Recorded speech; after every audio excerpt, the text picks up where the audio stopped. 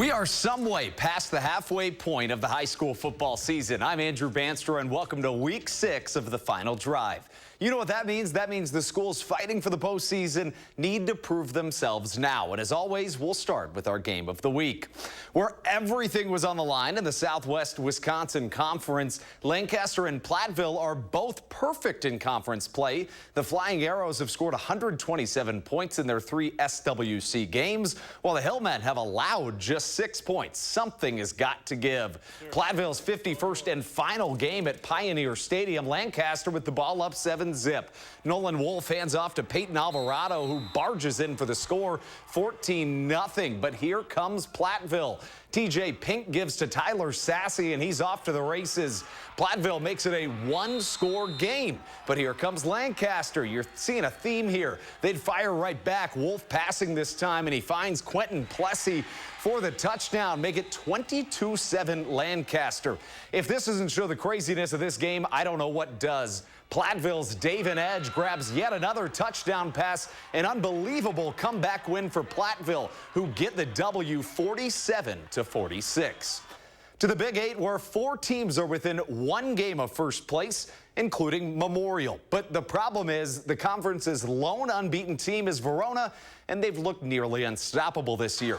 The Spartans hosted the Wildcats tonight, trying to change that. Scoreless in the first quarter. Memorial back to punt, and the line drive lands right in Trey Poteet's hands. He is dangerous with the ball. Poteet running and running and running all the way inside the 20-yard line. Watch out for him in the future. That would set up this. Elijah Lagomasino back to pass. Releases a rainbow that lofts right into his BFS, Matt Velichka's hands. That, though, would be the only score of the entire game.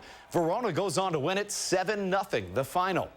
But that wasn't the only meaningful matchup in the Big 8. 9th-ranked Middleton hosted Janesville Craig in a battle of second-place teams. Craig looking to stay perfect on the road.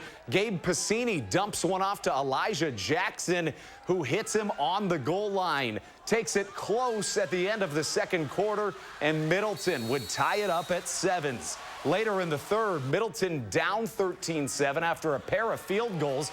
Piscini hands off to Bryce Falk, and he goes in for the touchdown.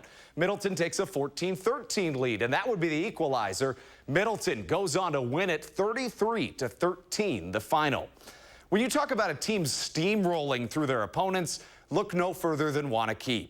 Currently at 5-0 to begin the season and outscoring their opponents 245-28. Waunakee hosting Sun Prairie West in a Badger Large Conference matchup. And what a start it was for the Warriors. Opening drive, Vance Johnson hands off to Benjamin Lindley. He makes a man miss, and it's all green grass for the 24-yard touchdown. Couldn't have asked for a better start. Up 7-0 in the first. It's Benjamin Rasmussen off to the races to the pylon. Touchdown Warriors. Up 2 scores early in the first, and it just kept going for Benjamin Lindley. He follows a couple of blockers all the way to the end zone. The 38-yard score would make it the Warriors win. They run away with it. The Key wins it 58-0, the final. Elsewhere in the Badger Conference, last we checked, Sun Prairie East beating Oregon 42-14. Meanwhile, Mount Horeb-Barneveld took their electric offense to Fort Atkinson and got the win, 42-14, the final.